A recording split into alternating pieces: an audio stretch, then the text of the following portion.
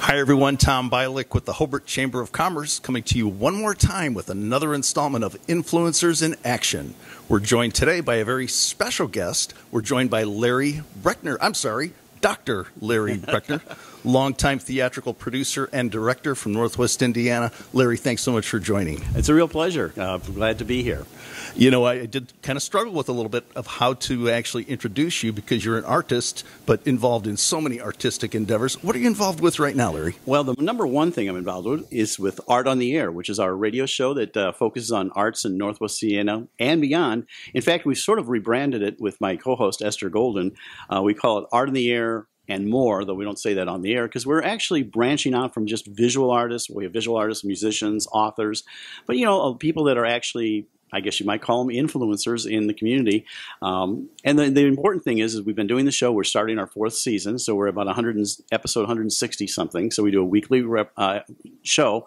It's heard on WVLP on a Friday at 11 a.m., which is a local Valpo station, and then repeated on Monday. But the biggest one is on Lakeshore Public Radio on Sunday at 7 p.m. And that gets us on to the NPR circuit, and we're heard. And we interview local artists, people, and then we also have, which of course Tom Fullery has been on, our Spotlight segment, which focuses on local things that are happening right now. What did your path look like that got you to where you are today? Take us back a few years. I've been involved with theater since high school. I was actually working while going to college, serving as a tech director in the Hammond School system for their shows at the old Hammond Tech High School, and freelancing with another thing, mostly as a lighting designer and tech director. So I realized that that was the path I wanted. I studied communications and actually broadcasting, and eventually got my bachelor's and master's from what is now Purdue Northwest, but always did theater. In 1979, the school system in Highland hired me as the auditorium director, which eventually then I also formed the Highland Theater Company, which combined the musical and straight play into one entity. Notice that high school is not in the name. That was a marketing tool that I used.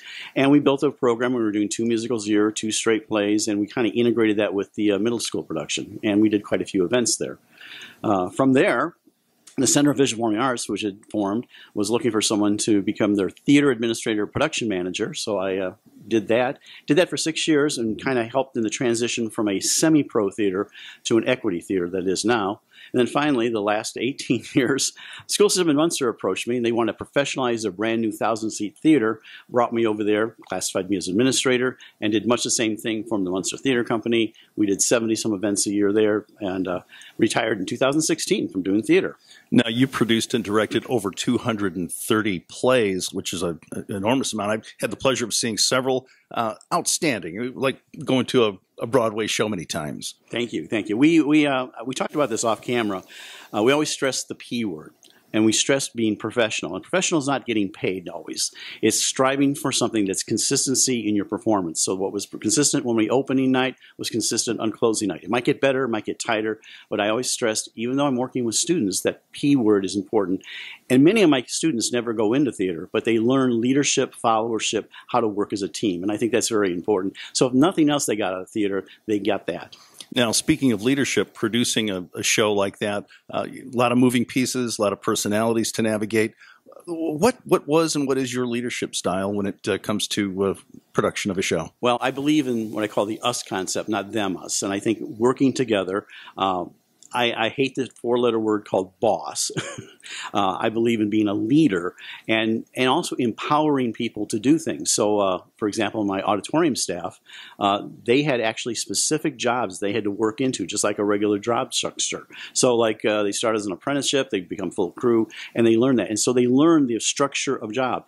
Also, I'm very much an empowerment type person. I had at least 2 of my productions back then that were fully student directed. I served as producer, but to get to that director slot, they had to work their way on stage. They had to be an assistant director along the way. And it was a process, and then they had to make an application. It was very competitive with other people, and then I would pick the show that they would direct. So, and then they would pick their leadership team, and then I oversaw that, but I let them really direct the show. Sometimes it would not be the way I would do it, but that was the whole beauty of the process. So you helped students develop their leadership style. Who helped you? Who's your personal hero or role model? Boy, that's a tough one. And I know we talked about that again off camera. I would say, first of all, one of my heroes is my own father, and I guess both my parents. My dad was what some people would consider he was a furniture salesman, but he had a work ethic that was really strong, and I believe that imbued in me. And he worked for the old Carlin House Furniture in Hammond, and he was working on about his fourth generation because he would tell people honestly about what they were buying, how they were buying. And that's when furniture was really furniture too. That was not this, have it for a few years and toss it away. So I guess I learned that thing, and I guess that would make him my hero. I mean, there are people like in politics, like I look back at John Adams. I think he was probably one of the people most responsible for getting the Declaration of Independence through a divided, and of course we're looking at a divided Continental Congress. And so as a political hero, he's one of my political heroes. And you are, in fact, a doctor of fine arts, correct? Yes, a doctor of fine arts. I got that quite a few years ago. And it's a practitioner's doctorate, meaning that like an MFA, but it's extended with more writing and things. And it focused on basically what I did in my career and codified. I researched like how to small theater operation, which I've been doing for years, how to do lighting design for people who are not familiar with that. And then again, we talked about my main dissertation was about musical theater, which of course is the love of my life, musical theater as a touchstone of American culture and validity as dramatic literature. And I guess the best example I always use is Irving Berlin. Here's a Russian immigrant Jew that came to this country who wrote 900 songs that not only reflect our culture, but permeate our culture. A Pretty Girls, Like a Melody, God Bless America, Easter Parade, White Christmas. So, we have, and he's just one example of that, how musical theater actually has become part of the American songbook are mostly, those songs are from shows. How do you want to be remembered? What do you want your legacy to be? Well, I hope I've helped people in life. I hope that if they look back and they think of Larry Brechner, my nickname Lab, has helped them in some way. If people come and see the shows, they walked away from they're richer. With my current show, Art in the Air, I hope we put focus on people that done great things in our local community and beyond. So I guess that I like to know that they say, look back and maybe nothing else than a smile. Oh yeah, he was a pretty good guy. What's next? What's next on the hit list for Larry? Well, right now my big focus is on Art in the Air itself, which is just a radio show. With my co-host, we have talked about the possibility of adding video to that, doing a video production version of that.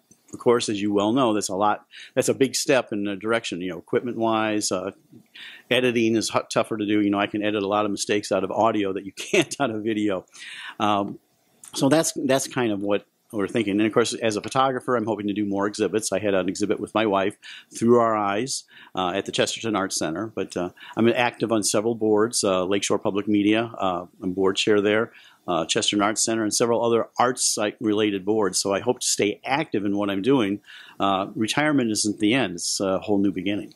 Now, if someone wants to learn more about you or contact you, how would they do that, Larry? Probably the easiest way is you can go to my website, which will take you to a variety of different things. It's Brech, that's BRECH.com. And when you get to the landing page, you can find out about Art in the Air, my photography. You can find a little bit about my theater history. A whole wide variety. That's probably one of the best ways to find out everything you want to know about Larry A. Brechner, but we're afraid to ask. He's Larry Brechner, influencer and artist in action. Larry, thank you so much for joining today. Thanks for having me. Really appreciate it. Once again, I'm Tom Bialik with the Hobart Chamber of Commerce. We look forward to seeing you again on another installment of Influencers in Action. Take care.